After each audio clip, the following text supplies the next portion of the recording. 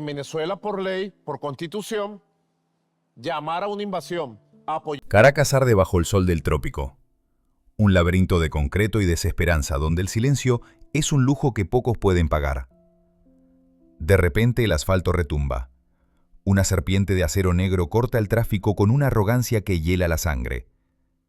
En el centro de esta bestia mecánica viaja Nicolás Maduro, resguardado tras los cristales tintados de una Toyota Land Cruiser 300 de última generación, una fortaleza rodante que promete invencibilidad absoluta. Es brillante, imponente, una obra maestra de la ingeniería japonesa, modificada brutalmente para resistir el apocalipsis.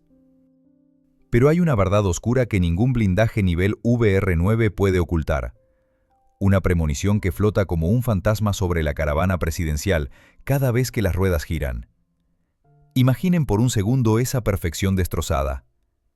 El chirrido ensordecedor de 5 toneladas de metal perdiendo el control, desafiando las leyes de la física que no entienden de rangos, de política ni de ideologías.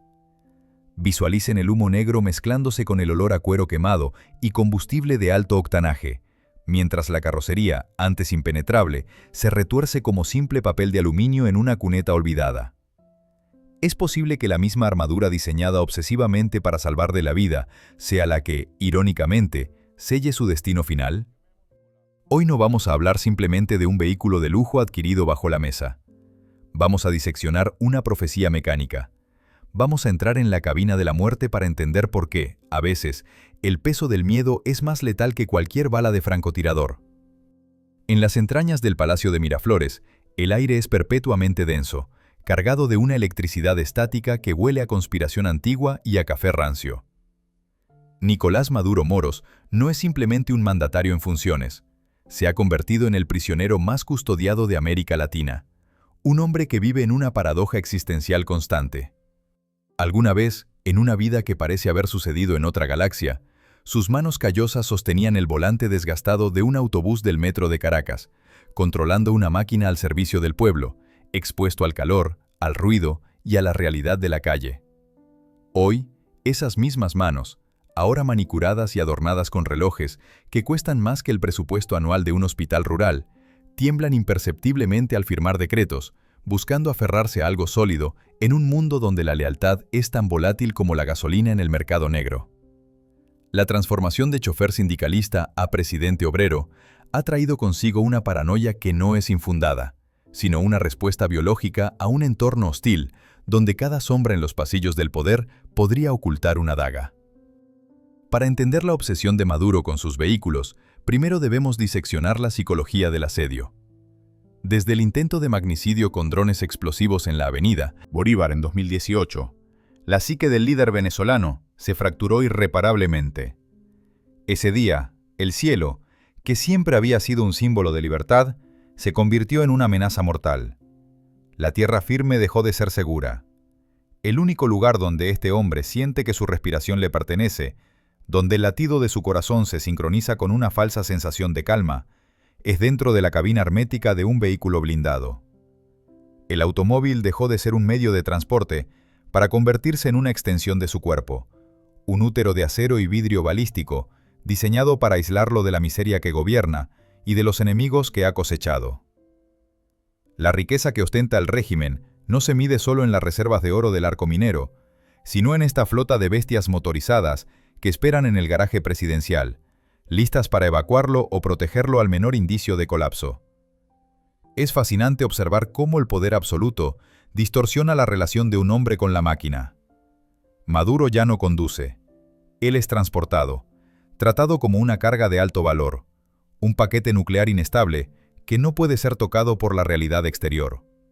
Su deseo de poseer lo mejor, lo más grande y lo más resistente, no nace de la pasión de un coleccionista de autos clásicos, sino del instinto de supervivencia de un animal acorralado. Él exige la Toyota Land Cruiser no por su estética, sino por su reputación legendaria de indestructibilidad. Ve en la ingeniería japonesa un aliado más fiel que sus propios ministros.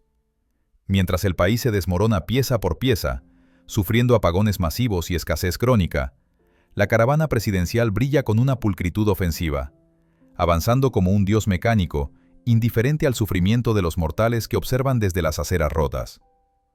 Esta desconexión crea un perfil psicológico peligroso. El líder comienza a creerse invulnerable, confundiendo la seguridad que le proporciona el chasis reforzado con una inmortalidad política y física. Se rodea de anillos de seguridad concéntricos, donde el vehículo principal es el núcleo sagrado, un trono móvil desde el cual proyecta su autoridad. Pero hay una trampa en esta dependencia tecnológica.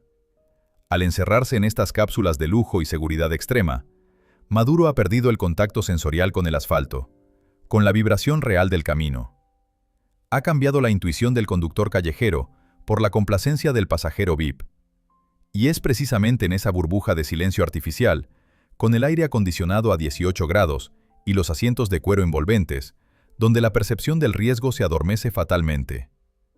Él cree que controla la máquina, que el poder del Estado se traduce en el dominio de la física, sin entender que al blindarse contra el mundo, también se ha cegado ante las fallas mecánicas y humanas que se gestan bajo el capó.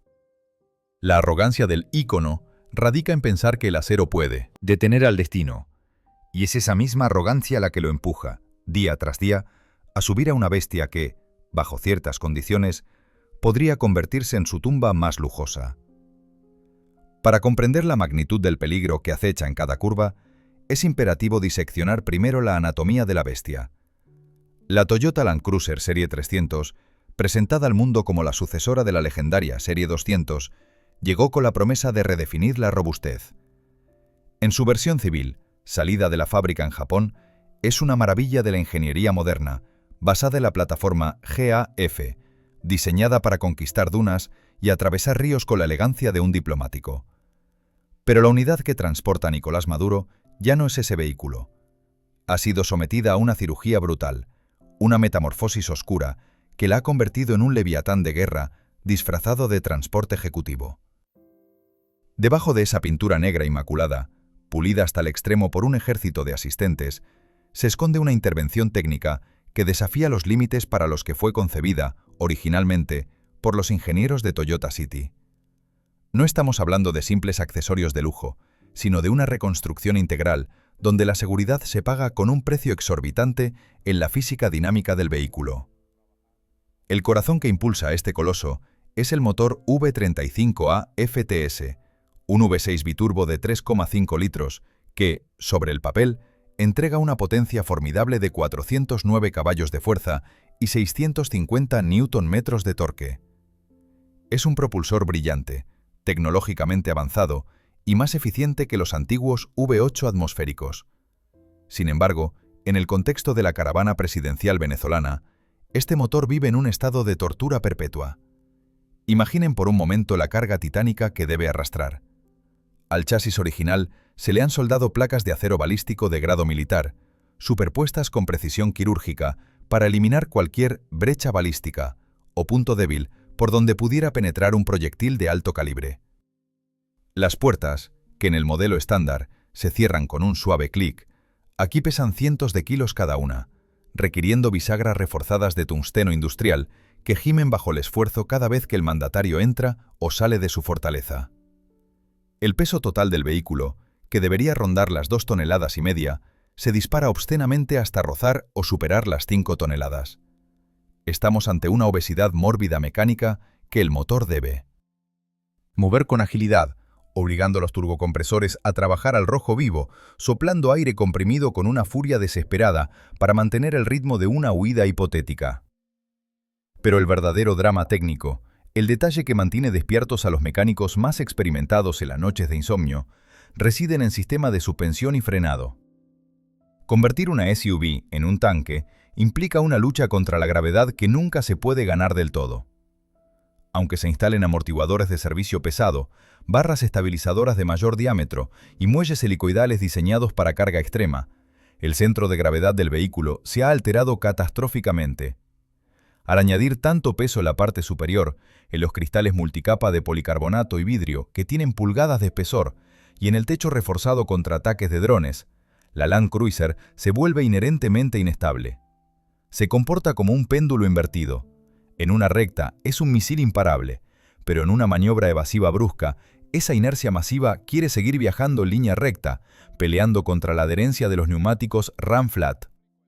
Estos neumáticos, equipados con anillos de polímero internos para rodar sin aire, son la única conexión entre 5 toneladas de acero y el asfalto caliente y aceitoso de Caracas. La superficie de contacto es ridículamente pequeña para la magnitud de la masa que debe gestionar. Y no podemos olvidar el sistema de frenos. De tener 5 toneladas que se desplazan a 140 km por hora, genera una energía térmica suficiente para fundir metales blandos. Los discos de freno, por más sobredimensionados que sean, brillan como brasas en la oscuridad bajo el uso intensivo. El fading, o fatiga de frenos, es una amenaza constante y silenciosa.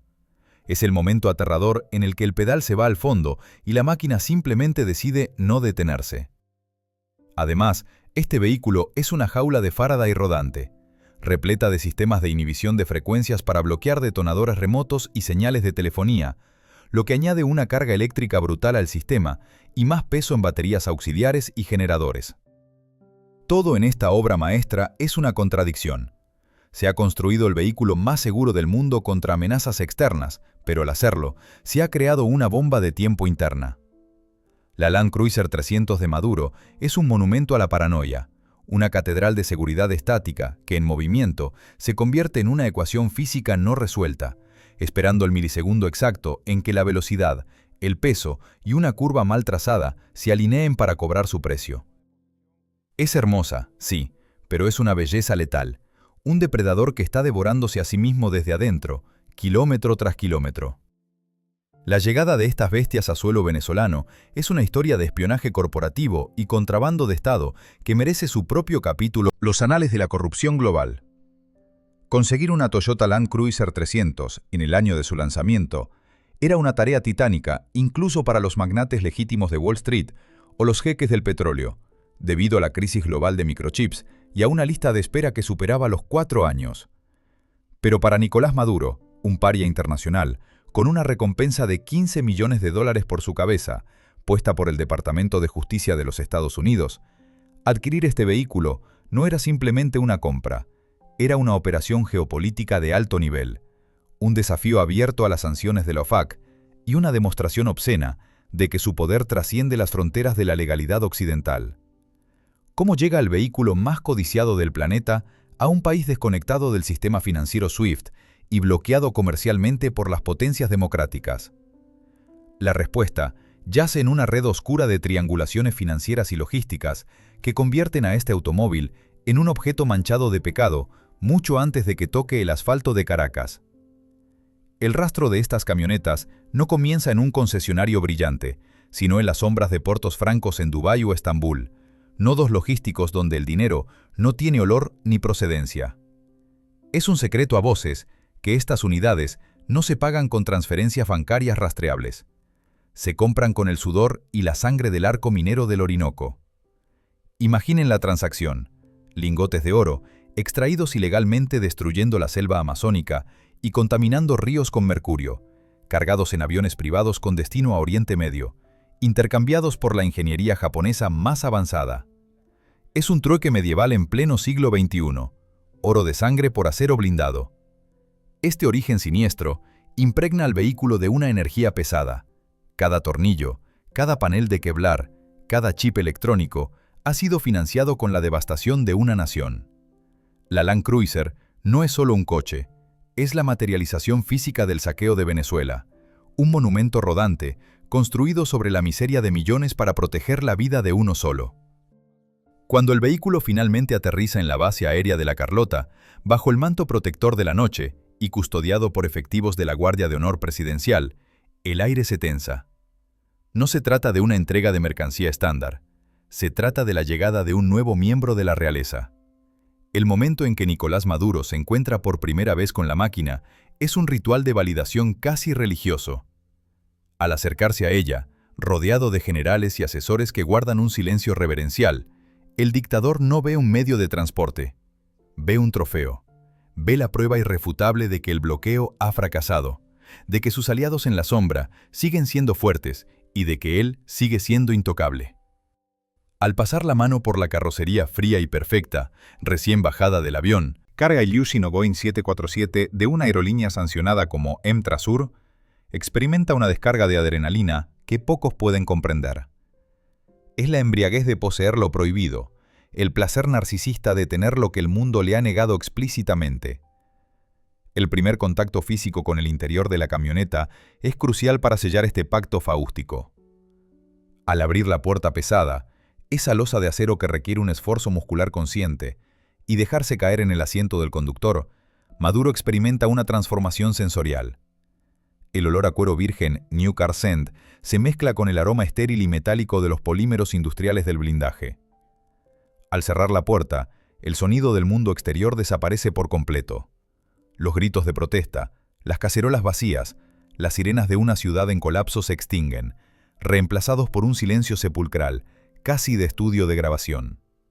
En ese aislamiento acústico perfecto, él se siente un dios. Agarra el volante, siente la textura del material premium bajo sus dedos, y por un instante, la ilusión de control es absoluta. Enciende el motor, y el V6 cobra vida con un ronroneo distante, apenas perceptible, una bestia domesticada lista para obedecer sus caprichos. Pero hay algo más en este encuentro, algo que roza lo esotérico. Se rumorea en los círculos de inteligencia y entre los desertores del régimen que estos vehículos no entran en servicio inmediatamente después de su llegada. Antes de unirse a la caravana, pasan por otros talleres, no mecánicos, sino espirituales. En un país donde el sincretismo religioso y la santería han permeado las altas esferas del poder, no es descabellado pensar que la bestia recibe sus propias protecciones. Despojos, rituales en las ruedas, amuletos ocultos en la tapicería o bajo el chasis para desviar el mal de ojo y los proyectiles. Maduro, supersticioso hasta la médula, necesita sentir que la máquina tiene un alma, que está aliada con su destino.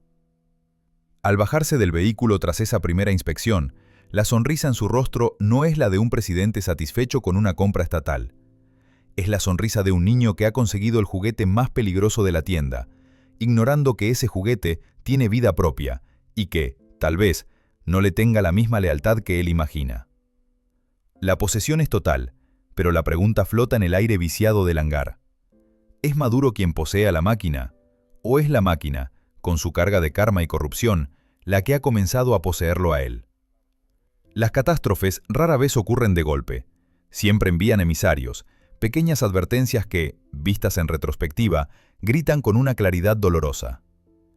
En el caso de la fortaleza de Nicolás Maduro, los presagios no vinieron en forma de sueños proféticos, sino a través del lenguaje torturado de la mecánica.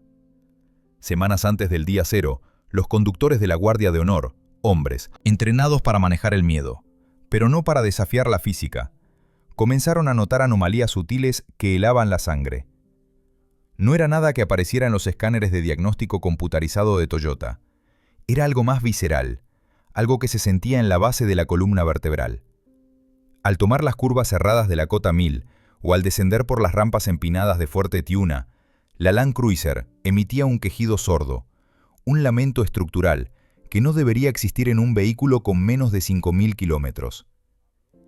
Era el sonido del chasis flexándose más allá de su límite elástico, el grito silencioso de los pernos de la suspensión, luchando por no estallar bajo la compresión de 5 toneladas de arrogancia.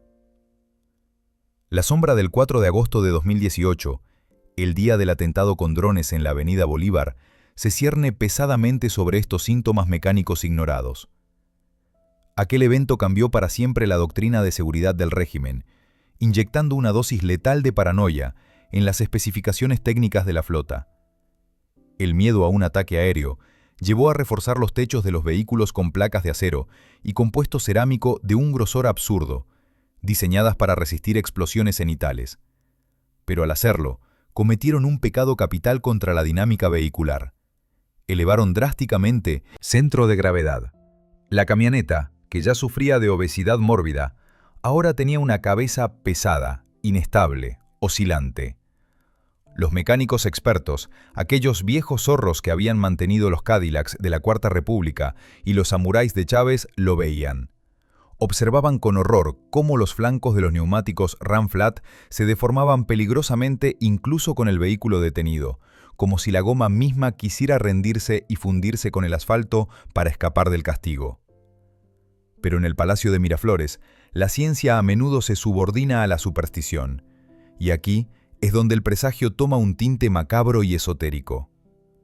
Ante las fallas inexplicables de la electrónica, sensores de proximidad que se activaban sin razón, luces del tablero que parpadeaban como ojos nerviosos, la solución no fue llamar a los ingenieros de Japón, sino a los padrinos de la religión yoruba. Se cuenta en los pasillos oscuros del poder que, en las madrugadas previas a las giras importantes, el garaje presidencial se llena de humo de tabaco y cánticos en lenguas antiguas. Babalaos vestidos de blanco inmaculado rocían aguardiente y sangre de gallo sobre los rines de aleación, atando cintas rojas en los ejes de transmisión y ocultando resguardos de palo monte dentro de los paneles de las puertas blindadas. Intentan proteger con magia lo que la ingeniería ya ha condenado. Es una escena dantesca, la tecnología automotriz más avanzada del siglo XXI, siendo curada con rituales arcaicos, en un intento desesperado por exorcizar los demonios de la traición y el accidente. Sin embargo, el presagio más aterrador fue el silencio humano. El jefe de mantenimiento, un hombre que conocía cada tornillo de esa flota, detectó una microfisura en uno de los brazos de control de la suspensión delantera derecha días antes del evento. Una línea casi invisible, del grosor de un cabello, pero que en metalurgia es la antesala de la fractura catastrófica. Su instinto le gritó que inmovilizara el vehículo, que declarara la unidad no operativa. Pero entonces, la lógica del terror se impuso. ¿Cómo decirle al hombre más poderoso y paranoico del país que su juguete favorito, su cápsula de invencibilidad recién comprada, estaba rota? ¿Cómo explicar que el blindaje que él mismo ordenó estaba matando al carro? El miedo a ser acusado de sabotaje, de ser parte de una conspiración de la CIA para dejar al presidente vulnerable, selló sus labios. El mecánico firmó la hoja de ruta con mano temblorosa, validando la condición óptima del vehículo. Al hacerlo, no firmó un reporte técnico, firmó una sentencia de muerte. El día del viaje, el clima en Caracas era opresivo, con nubes bajas de color plomo que amenazaban con una tormenta eléctrica, cargando el aire de iones pesados. Cuando la caravana encendió los motores, el sonido de las sirenas y las motocicletas de escolta ahogó cualquier advertencia. Final que la máquina pudiera haber dado. Maduro subió al vehículo, confiado en sus cristales de 7 capas y en sus amuletos ocultos, ignorando que debajo de sus pies, la fatiga de materiales había llegado a su punto de no retorno. La Land Cruiser 300 salió del complejo de seguridad brillando como una joya negra, pero para aquellos que sabían mirar, para los que entendían el lenguaje del metal estresado, ya no era un vehículo.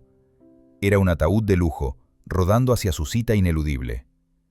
El destino ya había tirado los dados, y los números eran letales. Solo faltaba que la velocidad y el tiempo hicieran su trabajo sucio en el asfalto mojado.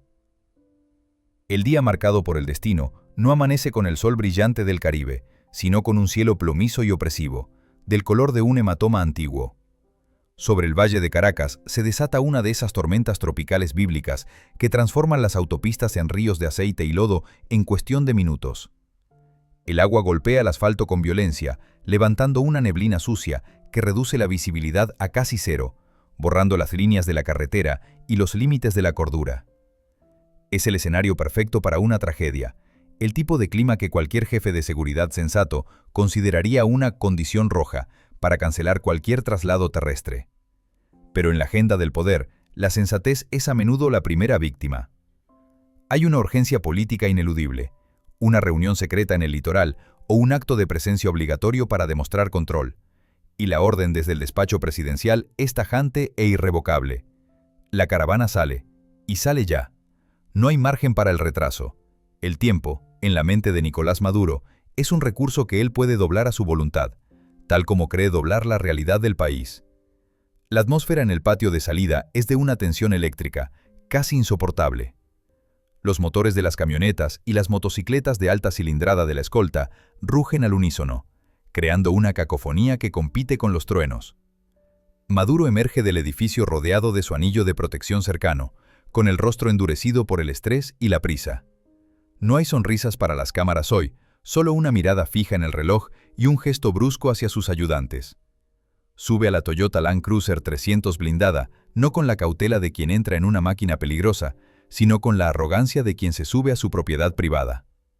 Al cerrar la puerta, el mundo exterior, la lluvia, el ruido, el peligro, deja de existir para él. Se acomoda en el asiento trasero derecho, la posición del VIP, y da la orden de marcha.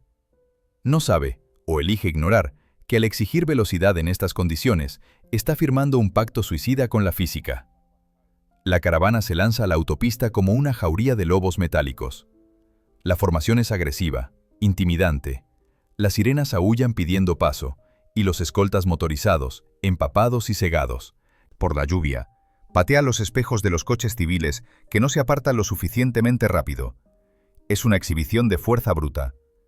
Pero dentro de la bestia blindada, la realidad es muy diferente. El conductor, un oficial veterano con años de experiencia en manejo defensivo y evasivo, siente el sudor frío correr por su espalda. Sus manos aprietan el volante forrado en cuero hasta que los nudillos se ponen blancos. Él siente lo que el pasajero ignora. La camioneta no responde. Con cada cambio de carril brusco para esquivar el tráfico lento, la masa de 5 toneladas se inclina peligrosamente, tardando una fracción de segundo demasiado larga en recuperar la verticalidad. La suspensión neumática, sobrecargada al límite, lucha por mantener el chasis nivelado, pero la inercia es un enemigo implacable. El vehículo se siente pesado, torpe, como un barco navegando en un mar picado, no como un coche deportivo. El descenso hacia la costa es una trampa mortal conocida como la bajada de Tazón o la autopista Caracas-La Guaira, dependiendo de la ruta elegida. Ambas son pendientes pronunciadas, llenas de curvas peraltadas mal diseñadas y manchas de gasoil dejadas por camiones viejos. Con la lluvia, el pavimento se convierte en una pista de patinaje sobre hielo. Aquí es donde la obra maestra de la ingeniería comienza a perder su batalla. Los neumáticos Ram Flat, diseñados con flancos rígidos para rodar sin aire tras un balazo, son notoriamente malos en adherencia sobre mojado debido a su compuesto duro. No se agarran al asfalto, resbalan sobre él. El conductor lo nota. Siente esa aterradora ligereza en la dirección, esa sensación de flotar que precede al desastre. El hidroplaneo es inminente. Las ruedas delanteras cortan el agua, pero el peso masivo de la parte trasera, cargada con el blindaje extra y los sistemas de oxígeno de emergencia, empuja hacia afuera en cada curva, queriendo adelantar al frente del coche. Es el efecto péndulo, magnificado por la velocidad excesiva que exige el jefe. Dentro de la cabina, Maduro revisa documentos o discute por un teléfono satelital encriptado, totalmente ajeno a la lucha titánica que ocurre a centímetros de sus pies. El aislamiento acústico es tan perfecto que no escucha el siseo de las llantas perdiendo tracción, ni el gemido de los frenos cerámicos que, a pesar de la lluvia, están ardiendo por el uso constante para controlar la bajada. La falsa seguridad es total. Él confía en que el acero lo protege de balas y explosivos, pero ha olvidado que no hay blindaje contra la gravedad. La caravana entra en el tramo más peligroso, una curva cerrada a la izquierda con peralte negativo. El velocímetro marca una cifra que sería imprudente para un sedán ligero y suicida para un tanque de 5 toneladas. El conductor intenta modular el freno, pero el pedal se siente esponjoso, agotado por el calor acumulado. Un destello de pánico cruza sus ojos en el espejo retrovisor. Un instante de comprensión absoluta de que la física ha dejado de negociar. Ya no conducen sobre la carretera. Están surfeando sobre una película de agua y aceite, y la inercia acaba de tomar el control del volante. El último viaje ha dejado de ser un traslado para convertirse en una caída libre. Todo sucede en un lapso de tiempo infinitesimal, una fracción de segundo maldita que el cerebro humano es incapaz de procesar en tiempo real, pero que luego, en las pesadillas de los sobrevivientes, se repite en una cámara lenta, eterna y tortuosa. El punto de no retorno llega con un silencio engañoso, una desconexión total entre el volante y las ruedas. La Toyota Land Cruiser 300, esa fortaleza de 5 toneladas, deja de obedecer. La física newtoniana reclama su deuda y lo hace con una brutalidad exquisita. Cuando los neumáticos pierden la batalla contra la película de agua, la inercia se convierte en el único conductor. El vehículo no gira, se proyecta. La masa colosal, impulsada por una energía cinética monstruosa, acumulada a 140 km por hora, ignora la curva y sigue una trayectoria rectilínea hacia el abismo, transformándose de un transporte de lujo en un proyectil balístico fuera de control. El conductor grita, pero su crezón voz se pierde en el rugido de la catástrofe inminente. Sus maniobras desesperadas de contravolante son inútiles, gestos vacíos de un hombre que intenta detener una luz con las manos desnudas. El primer impacto es contra la barrera de contención lateral, una estructura de acero galvanizado diseñada para detener sedanes familiares, no tanques de guerra disfrazados. El choque no es un golpe seco, sino un desgarro violento. El blindaje VR9 del parachoques delantero actúa como un ariete medieval, cortando el metal de la barandilla como si fuera mantequilla tibia. Las chispas saltan en un abanico cegador, iluminando la penumbra de la tormenta, mientras el sonido del metal gritando contra el metal perfora los tímpanos, un chillido agudo y mecánico que suena como el lamento de una bestia herida. Pero la barrera cede, y la rueda delantera derecha se engancha en un poste de soporte arrancado de cuajo. Este es el momento crítico, el instante en que la gravedad traiciona definitivamente a la obra maestra. Al trabarse la rueda, la energía de avance no tiene a dónde ir y se convierte instantáneamente en energía rotacional. El centro de gravedad, peligrosamente alto por el peso del techo blindado, actúa como una palanca mortal. La camioneta se levanta del suelo, desafiando su propia masa, y comienza a girar en el aire. Aquí es donde la ironía del blindaje se revela en su forma más cruel. En un accidente normal, la carrocería de un coche moderno se arruga y se deforma, sacrificándose como un acordeón para absorber la energía del impacto y proteger a los ocupantes. Es la zona de deformación programada. Pero la Land Cruiser de Maduro no puede deformarse. Ha sido rigidizada hasta la locura para resistir granadas y fusiles de asalto. Es una caja indeformable. Por lo tanto, toda esa violencia cinética, toda esa fuerza de desaceleración brutal, no es absorbida por el chasis. Se transmite directa, pura y sin filtrar a los cuerpos que van dentro. Nicolás Maduro, en su asiento trasero de cuero premium, experimenta un cambio de fuerzas G que rompe huesos. Su cuerpo es arrojado contra los cinturones de seguridad con la fuerza de un martillazo hidráulico. Dentro de la cabina, el mundo se convierte en una licuadora de violencia. Los objetos sueltos, teléfonos, botellas de agua, armas de los escoltas, se convierten en metralla interna, volando a velocidades letales en un espacio confinado. El vehículo golpea el suelo con el techo primero. El sonido es aterrador, un boom sordo y profundo, como una explosión subterránea, seguido por el crujido de los cristales blindados. Estos vidrios, compuestos de múltiples capas de policarbonato y vidrio templado, no estallan en 1000 pedazos como los de un coche normal. Se agrietan formando una telaraña blanca, opaca y claustrofóbica, atrapando a los ocupantes en una tumba de luz difusa. La estructura del techo, reforzada con vigas de acero balístico, aguanta el peso del impacto sin colapsar, pero el golpe es tan salvaje que el chasis mismo se retuerce. La camioneta rueda 1, 2, 3 veces por la pendiente, desintegrando la vegetación, arrancando árboles pequeños y rocas en su descenso al infierno. Cada vuelta es un terremoto personal para los que van dentro. El sistema de suspensión, esa maravilla tecnológica que costó miles de dólares, se arranca de cuajo. Los ejes se parten y las ruedas blindadas salen despedidas como balas de cañón errantes, rebotando montaña abajo. Finalmente, la inercia se agota y la bestia se detiene, yaciendo sobre un costado, humeante y derrotada. No hay sangre visible desde el exterior, solo aceite hidráulico, refrigerante y combustible derramándose sobre la tierra mojada, mezclándose con el vapor que sube del motor destrozado. La imagen es de una violencia estética perturbadora. La pintura negra inmaculada ahora está rayada hasta el metal vivo.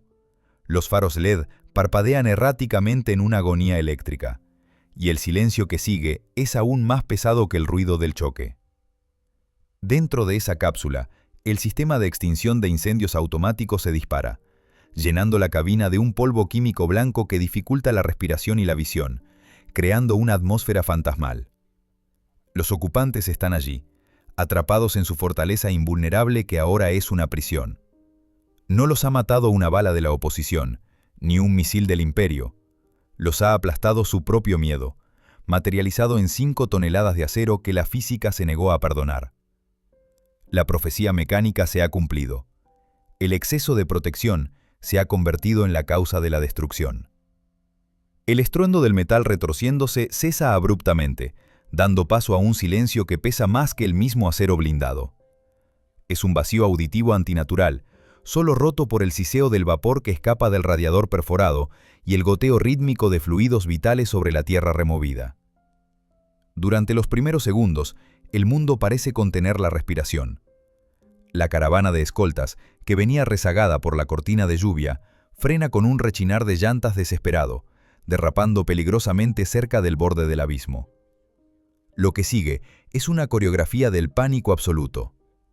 Hombres vestidos de negro, armados hasta los dientes con fusiles de asalto rusos y rostros cubiertos por el terror, saltan de las camionetas de apoyo. Son la élite de la casa militar, entrenados para repeler emboscadas, para neutralizar francotiradores y para formar muros humanos contra multitudes furiosas. Pero no están entrenados para esto. No hay enemigo visible a quien disparar. No hay un objetivo que neutralizar. Su adversario es un amasijo de hierro humeante y deforme que yace volcado en la cuneta, y su impotencia ante la catástrofe mecánica es palpable. El primer instinto es la extracción, pero aquí surge el segundo acto, la tragedia técnica. Las puertas de la Toyota Land Cruiser 300, esas mismas puertas que fueron reforzadas con capas de cerámica y acero balístico para ser impenetrables desde el exterior, ahora son una trampa mortal. El impacto ha deformado el marco del chasis lo suficiente como para trabar los mecanismos de cierre. Las manillas exteriores, diseñadas para no ceder ante tirones humanos, se convierten en burlas estáticas ante los esfuerzos frenéticos de los guardaespaldas. Golpean los cristales con las culatas de sus armas, pero el vidrio blindado, diseñado para detener proyectiles de calibre 50, ni siquiera se astilla bajo los golpes. La cápsula de seguridad perfecta se ha transformado en una bóveda bancaria sellada herméticamente, con el activo más valioso de la nación atrapado dentro, posiblemente herido, posiblemente asfixiándose con el humo de los airbags y los extintores. Se necesitan herramientas hidráulicas pesadas, las mandíbulas de la vida, para abrir esa lata de sardinas de alta tecnología, herramientas que no viajan en una caravana presidencial obsesionada con la velocidad y la huida, no con el rescate. Mientras los minutos se estiran como horas en la ladera lluviosa, la noticia comienza a filtrarse por las grietas digitales del país. En Venezuela, la verdad viaja más rápido por WhatsApp y Twitter que por los canales oficiales del Estado. Una foto borrosa, tomada clandestinamente por un conductor que pasaba en el carril contrario, antes de que la Guardia Nacional cerrara la autopista, se vuelve viral en segundos.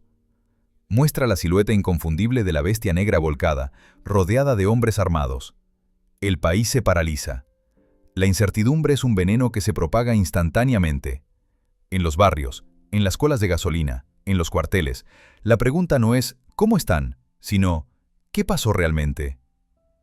La maquinaria de propaganda del régimen, normalmente tan aceitada, se atasca ante la falta de un guión preestablecido. El Palacio de Miraflores entra en un estado de catatonia operativa. Los teléfonos rojos suenan sin respuesta.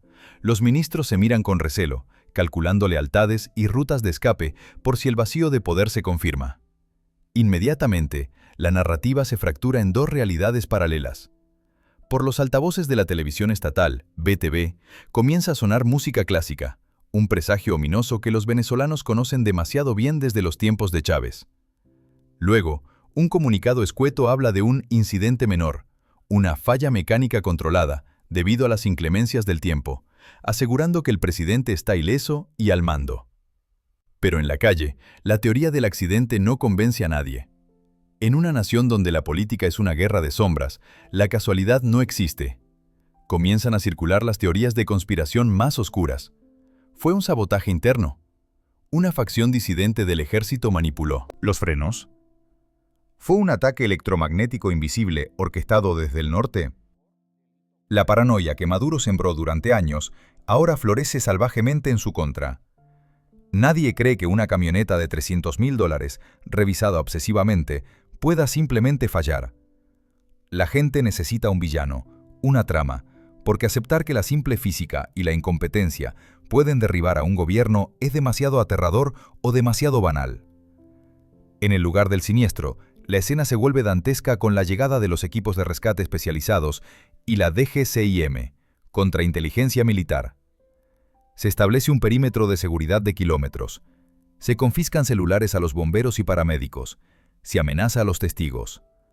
La prioridad no es solo la salud del mandatario, sino el control de la información.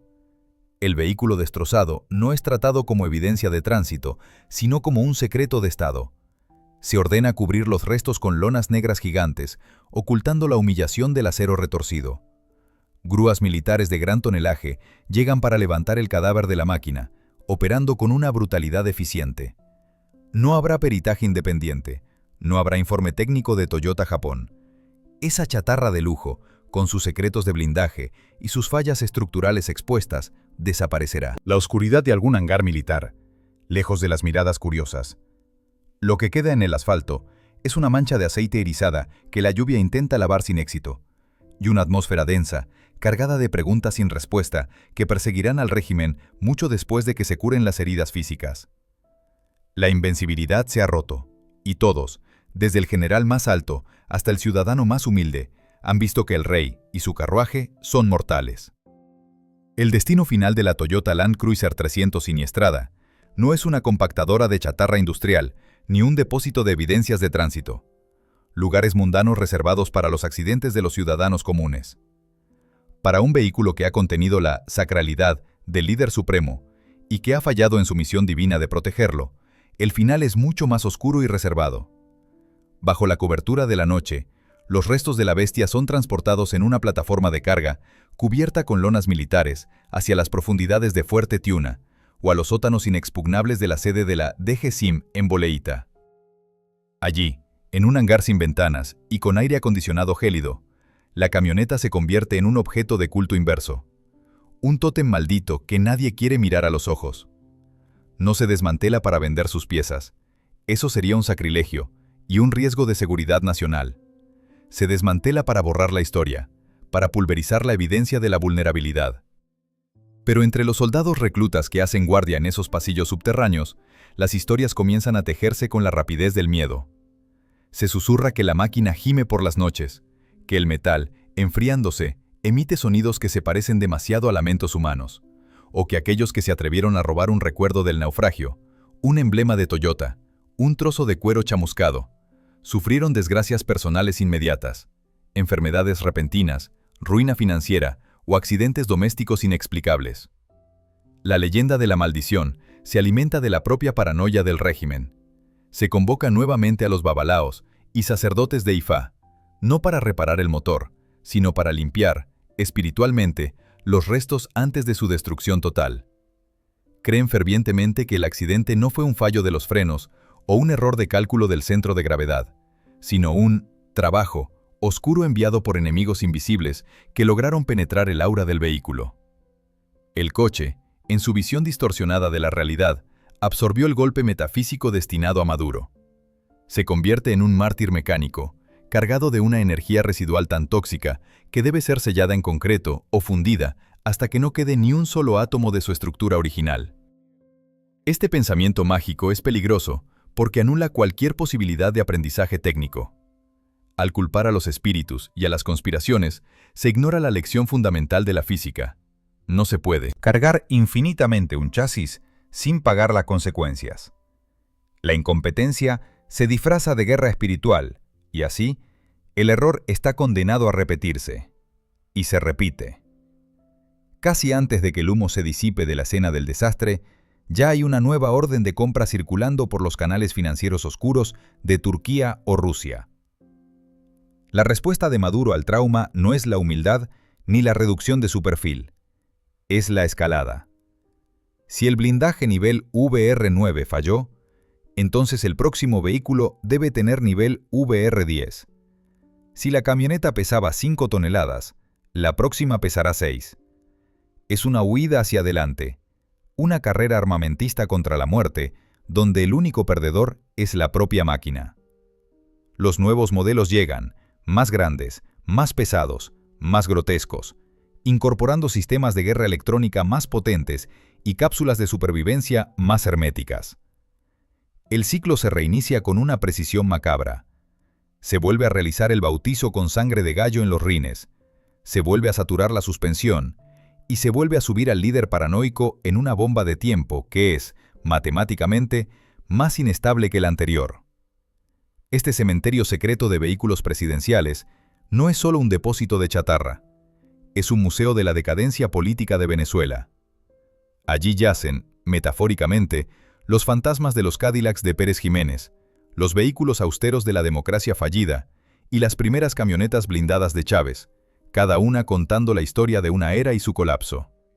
Pero las Land Cruiser de Maduro ocupan un lugar especial en este panteón de hierro retorcido. Son el símbolo de un poder que se ha aislado tanto de la realidad que cree poder legislar sobre la gravedad. La maldición no reside en el objeto inanimado, el metal es inocente. La verdadera maldición es la hubris, la desmesura de un hombre que cree que puede blindarse contra el odio de un país entero y contra las leyes inmutables del universo.